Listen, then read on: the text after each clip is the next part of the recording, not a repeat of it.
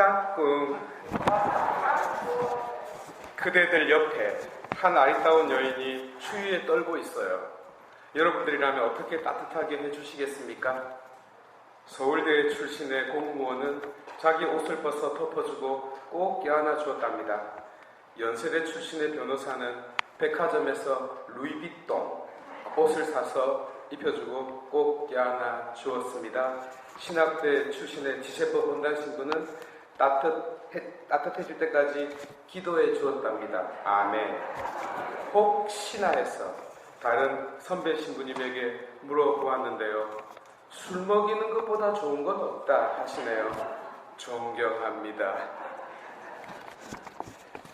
탁월한 선택입니다. 무슨 말인고 하니 방법이 달라도 목적이 같다는 뜻입니다. 여인을 얻기 위한 목적요? 마찬가지로 말씀들도 각기 다르지만 의도하는 바가 같습니다. 복음의 예수님은 근원을 흔들어 버림으로써 마치 음식을 탁 이렇게 높이 던져도 다시 후라이팬 속으로 쏙 들어오는 그 셰프처럼 우리가 향해야 할 곳을 가르쳐줍니다. 반면 거짓 언론으로서 망국으로 이끈 치드키아와 권력자들은 반대의 길을 감으로써 마치 2차 세계대전 때 도망가던 독일군이 표지판을 반대로만 돌려놓은 것처럼 오히려 반대의 방향을 가르쳐주고 있습니다. 한편 히브리서는 아예 명확하게 방향을 고정해 놓고 있습니다. 같은 곳을 향하는 이 다른 방법은 사실 그 자체로 교훈이자 메시지입니다. 하여 그 길을 따라가 볼 필요가 있겠네요. 오늘 복음은 예루살렘 상경기에서 점차로 고조되는 결정적 사건을 암시하는 텍스트입니다. 드라마를 처음부터 보았다면 물어보지 않을 테지만 중후반부터 본 사람은 놀라지 않을 수 없는 것이죠. 갑자기 주인공이 왜 저러느냐고 말이죠. 흔히 복선이라고 말하는 결론을 미리 깔아놓고 있는 장면인데요. 가족 간의 불화가 그 소재가 되고 있습니다. 여러분, 역사적으로 언제부터 고부간의 갈등이 생겨났는지 아시는 분이 계실까요? 아마 아무도 모르실 겁니다. 그것은 정확하게 2000년 전입니다. 복음에 나오잖아요. 시어머니와 며느리가 사이가 나쁜 건 그분 말씀 때문이었거든요. 예수님 나빠요. 아멘. 사실 구약이 시작될 때 그리고 신약이 시작될 때는 이런 문제가 없었어요. 여러분들도 아시다시피 구약에서 가장 행복한 여인이 하와고 신약에서 가장 행복한 여인이 성모님이었잖아요. 하와는 시어머니가 없었고 성모님은 며느리가 없었어요. 죄송합니다. 당시 예수님의 나이가 당연히 훨씬 지난 35살. 그 당시 갱년기입니다. 게다가 죽음을 예견하고 있던 터라 신경이 극도로 예민한 상태 같아요. 갑자기 불을 질러버리겠다네요. 성경에서 불은 심판과 징벌의 표상인데요. 여기서는 그런 뜻을 넘어섭니다. 본문을 직역하면 나는 세상에 불을 던지러 왔다. 그 불이 이미 붙었다면 내가 더 이상 무엇을 바라겠는가 라는 뜻이거든요. 불을 던지는 것의 목적은 불이 붙는 데 있어요. 문맥을 보면 그 불은 산천초목을 태우는 불이 아니라 마음속에 불을 잡초를 태워버리는 불을 가리킵니다. 바로 이것이 당신이 받아야 할 세례이기도 했고요. 어르신들 어렸을 때요. 봄이 오기 전 막바지 겨울에 논두렁에 불 태웠던 일을 기억하시는지요? 그렇게 과학적이지는 않지만 병충해를 다 태워 죽이기 위함이었거든요. 말하자면 논에 김매기 하기 전에 하는 일, 혹은 밭에 씨를 뿌리기 훨씬 전에 하는 일이었어요. 당신이 받아야 할 세례가 바로 이러했네요. 십자가에 못 박히기 전에 먼저 마음으로부터 자신을 십자가에 못 박아야만 하는 일 말입니다. 이렇게 하여 당신은 to be nothing, 아무것도 아닌 자가 되어야만 했습니다. 이 일은 세상에서 가장 어려운 일입니다. 어느 정도 어려우냐?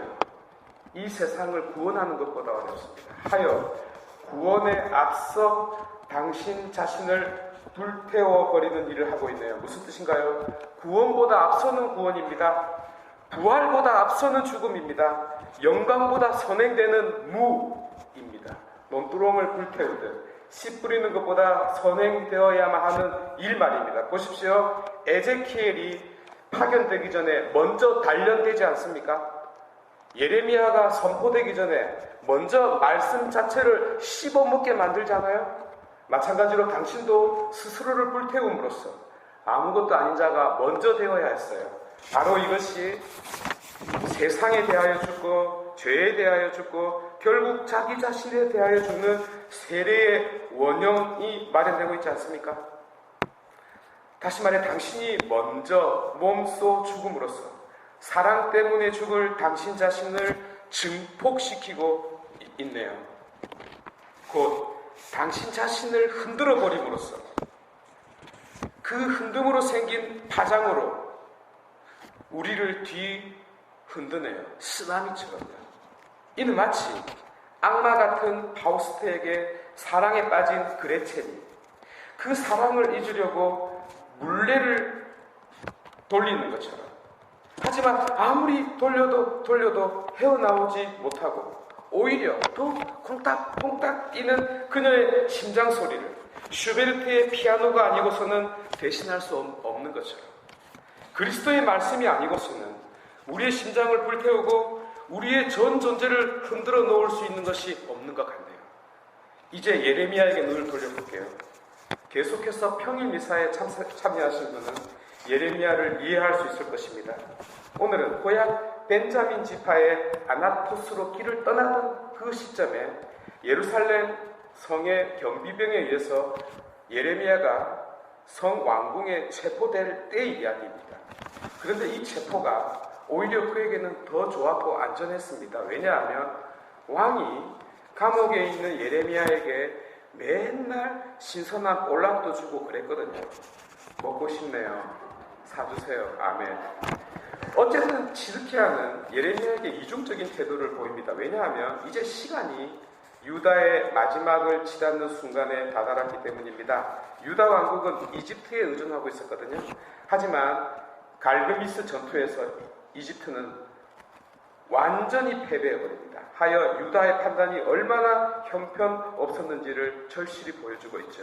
그럼에도 불구하고 사극 드라마에서 흔히 볼 수 있듯 권력의 중심에 있는 정치 지도자와 이들과 결탁한 자들은 반성의 법칙대로 달려갑니다. 거짓 언론으로 예컨대 간절히 기도한다면 기적이 일어나서 하느님이 자신들을 구해줄 것이라고 말이죠. 그래서 이 와중에 유약하고 우유부단한 지드키야가 기회주의적인 태도를 취하고 있는 것입니다. 지푸라기라도 잡아야 했기 때문입니다. 하지만 이 접근 방법은 결국 국가 전체를 재난으로 몰고 갈 뿐이었습니다. 바로 지금 이 갈림길에 서 있는 자가 예레미야와 지드키야와 이스라엘이네요. 그러나 이 갈림길에서 그들은 하느님을 선택하지 않았습니다. 아니, 하느님에게 접근조차 하지 않았어요. 그들은 죽지 않으려고만 했기 때문에 죽게 되었습니다. 그들은 자신을 흔드는 방법에 침묵했기에 자신들의 삶이 흔들리고 말았습니다. 자신들의 가슴에 불을 던지지 않았기 때문에 정작 온 천하가 불태워지고 말았습니다. 생각나십니까? 의인 몇 명만 있어도 소돔을 멸망시키지 않겠다는 그 말씀 말입니다. 이 말의 깊은 의미를 여기에 적용하면 단 한 사람이라도 그 가슴 속에 불을 지르는 자가 있었다면 역사가 바뀌고 세상이 바뀌고 운명이 바뀔 수 있었다는 뜻이 됩니다. 보십시오. 자기 가슴에 불을 던진 그리스도께서 어떻게 세상을 구원하시는지를 많은 사람을 쓰러뜨리게도 하고 일어나게도 하신 분, 곧 반대를 받는 표징이었지만 그래서 십자가에 못 박혔지만 농가 밭에 얼마나 풍성한 수확을 가져다 주고 있는지요. 히브리서 저자는 이를 명확하게 보고 있습니다. 믿음의 선조들이 지금의 우리와 깊이 연결되어 있고 우리를 응원하고 있다고요. 마치 월드컵 경기장에서 우리를 둘러싸고 힘내라고 응원하고 있다고요. 그리고 이 세상에서의 하찮은 성공이나 실패에 연연하지 말고 가장 완전한 모범인 그리스도를 바라보라고 방향을 고정시켜 주네요. 한평생 그리스도와 함께 그리스도 안에서 그리스도와 가까이 살아오신 지세포 성도 여러분, 제가 오늘 이 말씀을 드린 것은 신앙에서 가장 위험한 요소를 제거하기 위해서였습니다. 함께 있으면서 함께 있지 않는 자 많고, 안에 있으면서 사실은 밖에 있는 자 많고, 가까이 있으면서 실제로는 먼 곳에 있는 자가 많기 때문입니다. 얼마나 많은 부부가 아내를 보면서도 김태희를 생각하고 남편을 보면서도 원빈을 생각하는 줄 아십니까? 이스라엘을 보십시오. 그들이 하느님과 얼마나 가까이 있었는지를, 그러나 사실 얼마나 멀리 떨어져 있었는지를 하여 밖으로 멀어지는 이스라엘을 보여드렸고, 동시에 불질러 흔듦으로써 우리를 안으로 끌어들이는 그리스도에 대하여 말씀을 드렸습니다. 모두 일어나셔서 신앙 고백할까요? 한 분이신 하느님을